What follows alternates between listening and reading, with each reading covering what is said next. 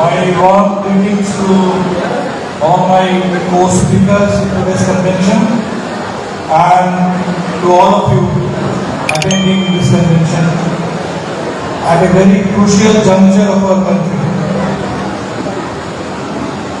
We are calling it Convention Against Fascism, and we must understand that when we talk of fascism, it is no longer just an idea.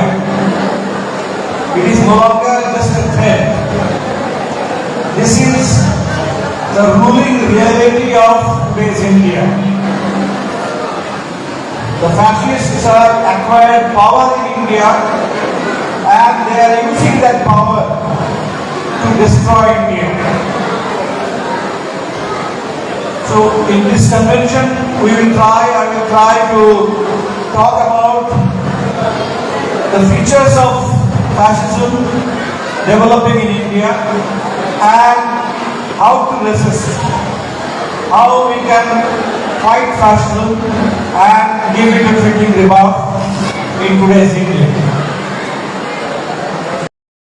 Just as we communists have a long history, the Communist Manifesto was published in 1848 and the first successful revolution happened in 1917 in Russia. Fascism too has a long history. Against the backdrop of the First World War, 1914 to 1919, two big things happened. One was the victory of the Russian Revolution under the leadership of Comrade Lenin in November 1917. And around the same time, the ideas of fascism, the organizations of fascism, the ideology of fascism, that also started developing. And precisely 100 years ago, in October 1922, Italy witnessed fascist Mussolini come to power. That was the first instance of fascists capturing power in the world. So we are in the centenary year of fascism in power. From Italy of Mussolini to India under Narendra Modi. 100 years have passed. And when we talk about fascism in India today, we should remember that even though the Modi government came to power only in 2014, it is being run by a fascist organization called RSS, which was formed in 1925. So the offspring of this first fascist kind of rise in the world, when fascism arose in Germany, when fascism grew in Spain, when fascism grew in Italy, the fascist ideas also took shape in India. It's another thing that because of the freedom movement, because of the struggles of India's working class, workers, peasants, oppressed people, the Adivasis, Dalits, the youth, because of all those struggles during the freedom movement, the fascists couldn't acquire much strength. But they have been there since 1925, and today we see them in power. When we talk about fascism, we talk about dictators. We talk about Mussolini, we talk about Hitler, we talk about Franco, we talk about the Narendra Modis of today's world. So fascism is one kind of dictatorship. There are different kinds of dictatorship. Fascism is a dictatorial rule. But fascism is, first of all, it is an ideology. It is a movement. And when it comes to power, it uses that state power to demolish everything, destroy everything, restructure, rewrite everything. So today we see fascism in power in India.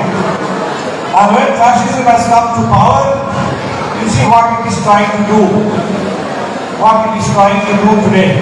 So they are trying to change the Indian state. They are trying to change the Indian state, but they are also trying to change the Indian society. So fascism is not just about the state, it is also about the ongoing changes in society. So we will understand the features of fascism in the context of India. So you can see the state. When you talk about a fascist state, you know it is very, very impressive. So the state which unleashes its total, its armory of repression on the people, that is a fascist state, and that is happening today. So the state is concentrating all powers. And when I say the state is concentrating all powers, you can see the balance how it is changing. Now in any democracy, in any constitutional republic, you will talk about some separation of power, three institutions of state. You will talk about the judiciary, the executive and the legislature. The three wings where they hold power and there are some checks and balances, there is some kind of a balance. But in a fascist state, that balance is overturned. And today it is the executive which is controlling the judiciary, which is controlling the legislature. I'll just give you two examples. The other day, we saw the Supreme Court come out against Krishna Setalwad. Krishna Setalwad has been demanding justice for the victims of Gujarat genocide for the last 20 years. She has been demanding this justice for Gujarat, and there was a petition before the Supreme Court.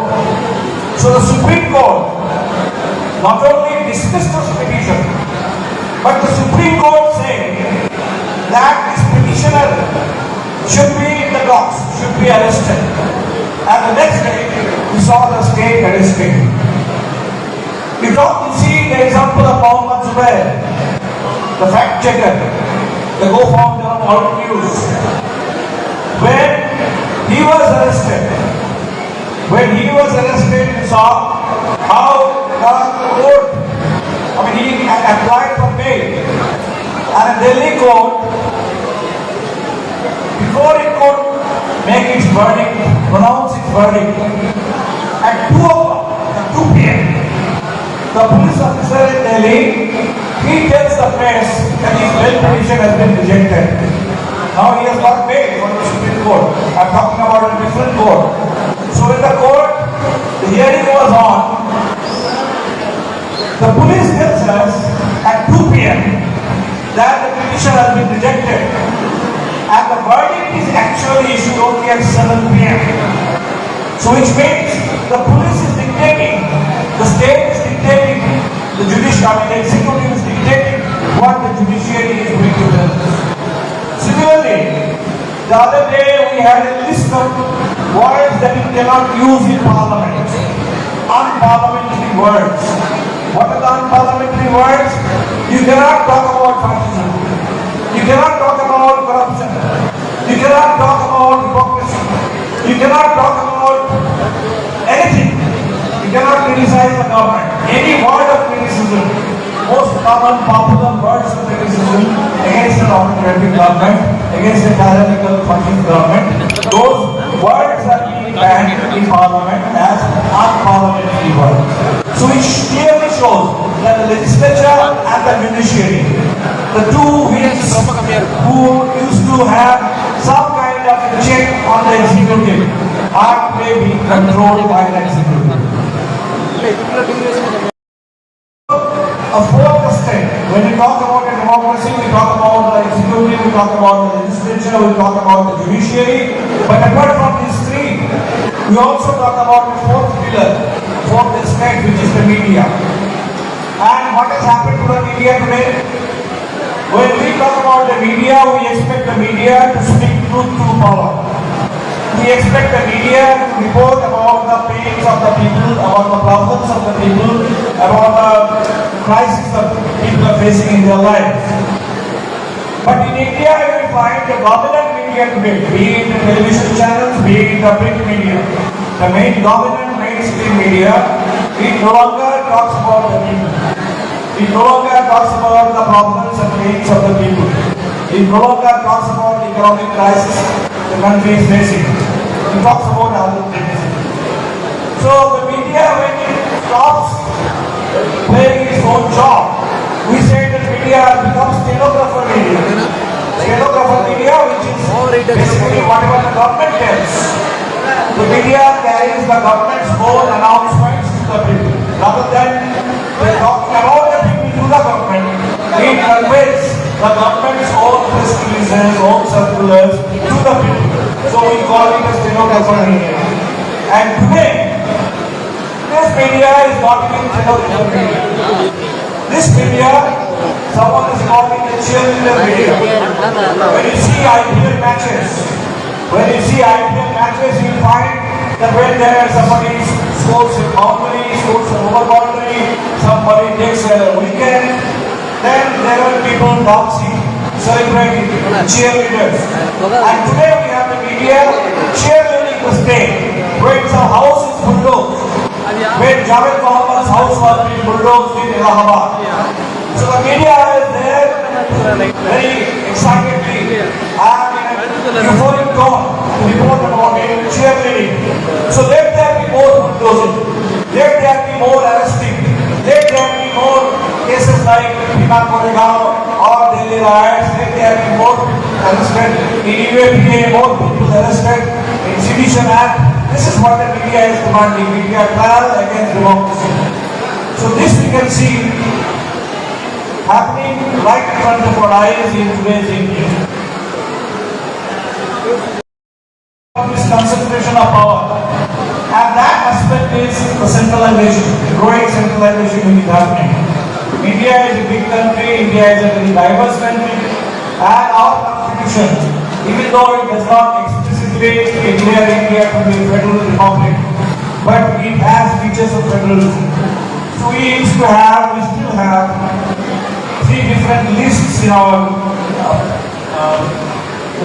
division of powers, various subjects within the constitution. Some powers are by the center, which is the central list. There are some powers which belong to the state list. There are some subjects which are under the joint jurisdiction of the state and centers, which is the concurrent list. So likewise, we have this division of subjects among the center and the states. And today you can see that the center is overtaking. The center is still confiscating all the powers of the state. Just to give you one example, we had this prolonged agitation against the three farm laws, which eventually the Modi government had to repeal the three farm laws after more than a year of agitation. Now, if we had to go by the constitution, if we had to go by the spirit of federalism in the constitution, the Modi government simply, the parliament did not have the jurisdiction to pass this three laws, because that is a state subject. These agricultural laws, only the state governments, the state assemblies could have promulgated, legislated those measures. So here is a clear case of the central government transgressing the powers of the states, and this growing centralization is another feature of fascism in India today. For some features of the Indian state or the governance in India today under fascism. But if we only talk about the state, this is only half the story. This is not the full story of fascism. The real laboratory of fascism is just not the state, that is the society. In the society, how the fascists, they mobilize the people, sections of the people, in their support. Now that is the crucial difference between fascism and any ordinary autocracy, any ordinary dictatorship. After we talk about the emergency in India, The emergency was a period during Indira Gandhi's rule when democracy was suspended. Democracy was openly suppressed. Opposition parties, leaders, they were put in jail. There was a press censorship. So all that was happening even then, 1975 to 1977, for 19 months. So some people may say that it was a declared emergency and today it is just an undeclared emergency. But you cannot compare the things just by the yardstick of emergency. Because during emergency, we did not have this kind of social mobilization. So today, when you talk about the fascists, you just don't talk about the state. You talk about the violent, the vigilante squads, the squads which carry out mob lynching, the troll armies which troll you on social media, the people who go to police stations and lodge FIRs against you, and the simultaneously some 500, 600 FIRs, and then the police will act on the basis of those FIRs. So this social wing of fascism, the social mobilization of fascism, and this mobilization is being done in the name of nationalism. So I think this is very crucial to understand that it is not just the state which is inflicting fascism around India today, but the fascism is being inflicted, it is a tango. The state on the one hand, and all these fascist armies, the militia, the Bajrang Dal, the militia Hindu Parishads, the troll armies on social media, and the people who carry out mob lynching, all these squads, the street squads, the state as well as the street, the state and the society. So both are laboratories of fascism. Fascism announced its arrival in India. If you say that 2014, I think the fascism announced its arrival way before 2014. That was 1992. 6 December 1992 when Babri Masjid was demolished. Now some people saw it only as a demolition of a mosque. Some people saw it only as an expression of very aggressive communalism. But we clearly understood that whatever happened in Ayodhya on 6 December 1992 was an open declaration, open announcement of the arrival of fascism in India. Because they threw a clear challenge to the state. The state was there, but in UP the government was in their hands. The Supreme Court was there, the Supreme Court had made it very clear that the mosque should be protected, but the Supreme Court was clearly powerless, it did not have the power to protect the mosque. The central government was just watching. And in broad daylight, when he found a bomb being assembled and being laid by none other than Advani and all the senior leaders of the BJP and the Vishnu Hindu Parishad and Bajrang Dal, the whole thing was happening openly. It was not some conspiracy during some night, not in the darkness of night, but in the light of the day, broad daylight, they did it.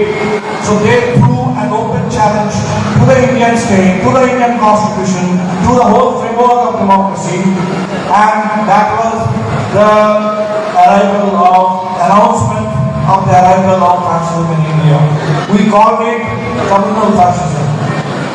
We saw it again in Gujarat, 2002, as a genocide, when more than 1,000 people were killed, with the state leading, with the state empowering, patronizing and granting impunity to the squads which carried out the genocide. So that was communal fascism, its whole trajectory from 1992 to 2002. So I think it's very important to understand, when many people are just talking about communalism, fundamentalism, communal violence, we were talking not just of communalism, but communal fascism. The element of fascism that became very evident since 1992 onward. Today, I was listening to Comrade Basuki's speech, and she referred to Dimitrov's report in in 1935, the Communist International Report against fascism. But Dimitrov said two crucial things in this report. One is that where a fascist government comes to power, you should not mistake it as an ordinary government. Because often you will find that fascists, they come to power through elections. Just like Hitler has come to power through elections, Modi has come to power through elections. So just winning an election and coming to power by winning an election, it is not proof that somebody is not a fascist. So when a fascist government comes to power, you should not mistake it as some kind of an ordinary government. And likewise, at the same time, the fascist government, when it comes to power, it doesn't happen overnight. So before a fascist government comes to power, there are long periods when fascism gains in strength, when the fascists accumulate strength so that they can come to power. So when the fascists are accumulating power, accumulating strength, they are gaining in strength, you should not oversee it. You should not trivialize it. If we do that, then our weakness, our indifference, our failure to see fascism growing, we will have to pay a price for it, and that will be seeing fascism in full bloom.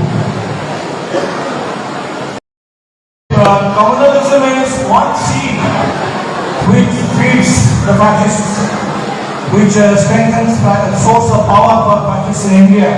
There are two other seeds which strengthen fascism in India. One seed is capitalism, the corporations, the corporate rule. So that is another seed which gives power to Indian fascists. And the third seed is India's caste system. So communalism, capitalism, and caste system. These three seeds together propel the power of fascism in India today. We saw this after 2002. After 2002, you all know that in 2004, India defeated NDA. India defeated the Vajpayee government. India defeated the hypocrisy of India shining. That was a period when Narendra Modi, he did not get a visa to go to America or Europe, UK, anywhere. Internationally he was being snubbed. He was being seen as a chief minister who allowed a genocide to happen under his watch. But then things started changing, and you could see the Tatas, the Adanis, the Ambanis, all the Indian big capitalists, they came together in the banner of Vibrant Gujarat, and they started demanding that Narendra Modi should be India's Prime Minister. India needs a strong Prime Minister like Narendra Modi. So a leader who had been completely exposed, who had been completely isolated, who had been completely discredited by the actual developments of communal fascism, by all those killings, by the encounters, he was again brought back from his recording by India's big capitalists. So this is why we say that this fascism is as much about communalism as about corporate power. So that we say communal fascism is also corporate fascism in India. And then we will discuss the caste factor. Now I come to the third C. After communalism and capitalism, third C is India's caste system. We often remember the prophetic remark, prophetic wording issued by Baba Saheb Ambedkar. When Ambedkar said that if India is to ever become a Hindu state, then that will be the greatest misfortune. That will be the biggest calamity to happen to India. Now, why did he say this? He said this because he was perfectly aware that this whole Hindu religion, Hindu community revolves around caste system. And caste is nothing but an institution, an idea, an institution of slavery. Mahatma Phule was very clear. He said this is Gulabgiri, this is social slavery. So this caste system which institutionalizes, perpetuates this social slavery, bondage of the people. Now if that becomes the ruling ideology of the state, if that becomes the ruling framework of definition of nationalism in India today, then obviously that is legitimizing or giving more power to the institutions and practices of slavery. So this is why Baba Saheb Ambedkar was very clear that if ever India becomes a Hindu Rashtra, it will be the biggest calamity to happen to India. And today we are facing that calamity happening right in front of us. So these three things, communal fascism, communal violence, corporate power, and the slavery of the caste system. Now the combined power of these three, this is propelling. When you talk about Narendra Modi, just don't talk about an individual. When you talk about the BJP, just don't talk about a political party. We are talking about a whole fascist campaign. It's a dangerous kind of revolution drive. This is something which is a bulldozer for India. It is here to bulldoze all of us. And you can see when the fascists have come to power in 2014, and they are now inflicting their whole fascist agenda. Initially a bit slowly, and now very rapidly after 2019. So we are facing that rapid implementation, escalation of the fascist aggression, rapid implementation of fascist agenda in India today, and now we will talk about how to resist this fascist aggression. So when we talk about resisting fascism, so fascism is an all-out war of the people. It's an all-out attack on democracy. So the resistance also has to be all out. It has to be all out comprehensive resistance. And the first component is ideological resistance. We all know the fascist ideology, the RSS.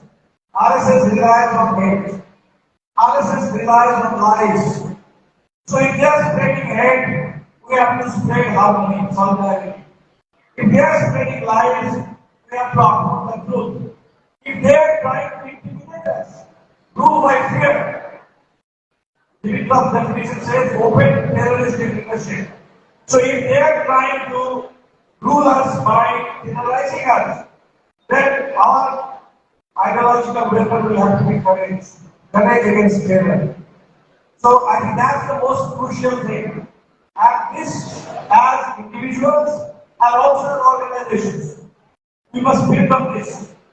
So I have seen a lot of individuals, when they show that exemplary courage, I salute them as great anti-fascist fighters. When I find Father Stan Swami sacrifice his life in jail, he paid the price. He said, if I have to pay the price for truth, I don't mind. I will gladly pay the price, and he paid the price by laying down his life. So Father Stan Swami is a very courageous and exemplary anti-fascist fighter in today's India. We need more courage like the courage of Father Stan Swami. When I find Himanshu Kumar, who is being terrorized by the state Supreme Court, the Supreme Court says that you have to pay 5 lakh rupees as fine. And Himanshu Kumar, who is a Gandhian, who says, I am not going to pay any fine, I will gladly go to jail. Gandhi refused to pay fine to the British rulers, I refuse to pay fine to these unjust rulers. So that is great courage. So all these individuals who are today in jail, Sudha Bharadwaj, Anand Karkabre, Bhagwat Rao who is out on bail, Umar Khalid who is in jail, Muhammad Zubair who was in jail. So all our fighters, all our human rights defenders, all our lawyers, all our writers, all our poets, all our organizers who are today in jail, I think they are offering resistance to fascism. You should not forget, Italy, Mussolini ruled Italy for 2 decades. And the General Secretary of Communist Party General Secretary in Italy, Antonio Gramsci, he was in jail. He was writing from the jail. Writing from the jail and sending his manuscripts to Russia. They were being preserved there, they were printed later. So when the communist leader spends his years in jail and fascist prisoner continues to write, he's a great anti-fascist fighter. He's a great offering great resistance to fascism. So this ideological resistance, and these are no substitute. Courage has no substitute. You cannot compensate for it by other means. So the ideological strength, the reliance on the people, the reliance on the truth, the reliance on harmony, the reliance on one's own courage, I think this is our key component of our anti-fascism. I talked about ideological resistance and ideological resistance everybody. Whether we are individuals, we are organizations, we are in a movement, we are inside jail, wherever we are, whoever we are, all of us we have to offer that ideological resistance to fascism. That is number one. Number two, we need to rely on the power of the people. Against the power of the fascists, the power of capital, the power of the leadership, we need to invoke the power of the people. When the people come to the streets, when the people's power is invoked, when the people's power is awakened, you can see what we have just seen in Sri Lanka that can happen. When the people are united and the people are out there on the streets, then Gotabaya has to be. Then Gotabaya has to be, and we have seen how the people of Sri Lanka, they took over the palace of the president, the palace of the prime minister, and the people were everywhere. So we need that people power in today's India. And we have seen a few glimpses. We have only seen a few glimpses of such power. When this government it amended the Citizenship Act, we saw Shaheen Bagh. Shaheen Bagh was just an example, was just a glimpse of what kind of popular resistance we need in India today. And we had seen Muslim women, whole generations of Muslim women, from the 80-year-old to the 80-year-old, all 3-4 generations together, they developed Shaheen Baghs across India. We have seen the farmers movement. The farmers movement which now we have to regroup because the government has now announced a committee which is a complete betrayal to the farmers. In the name of MSP, the government has announced a fake committee and the Kisan Morcha has lightly refused to be part of this committee. So the Kisan Andolan, the farmers movement will have to again regroup, but we have seen the kind of power that the farmers movement can have just the other day.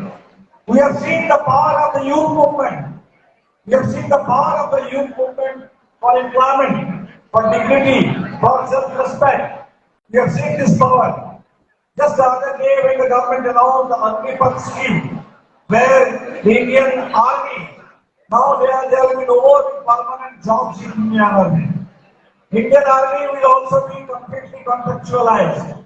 People will be working only for 4 years in Indian Army, and young people will have to retire at the age of 21, 22, when somebody looks for a permanent job, when somebody looks for a future ahead.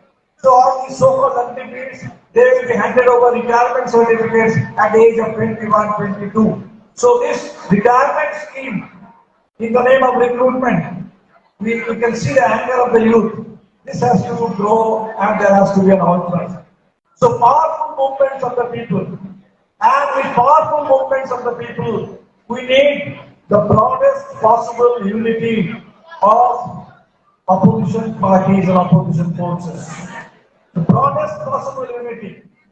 And that is a big challenge. That is a big challenge. I'm glad that in today's convention here, so many of us have come together.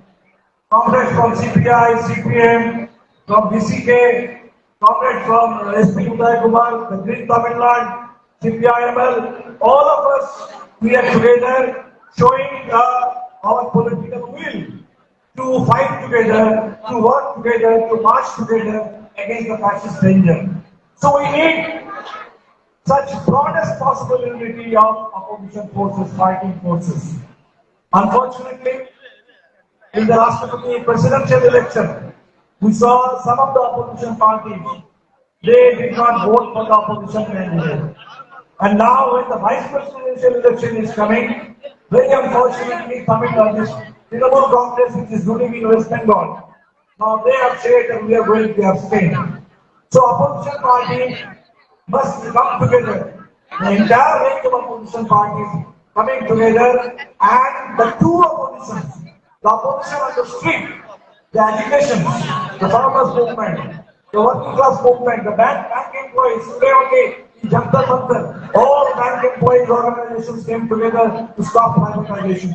So united movements of farmers, of workers, of employees, of the young youth in this country, of women in this country, of Dalits and Adivasis, against the 3Cs, against communalism, against the caste system, and against the corporate power. So powerful movement and the broadest possible unity of opposition parties and synchronization of the two. This is the need of the hour. I am very glad that today this convention in Thanjavur, it seems to be making a new beginning against fascism. So let us all be very clear. In 2024, 2 years from now, we are going to face another election. And this is going to be a do or die movement. We are living in a do or die moment. 80 years ago, in 1942, 9th August 1942, India gave the Quit India call. The Quit India call from freedom movement that was issued in August 1942. Today, 80 years later, the time has come for all of us to come together and tell the fascists, quit India. Fascism, quit India. RSS, quit India. Communal fascism, quit India. Corporate forces, quit India. Caste system, quit India. I think this is the moment that we have reached, and all of us will be marching together, will be fighting together, and victory shall be ours. Thank you very much for all your kind attention. Inkılap, Zindabad.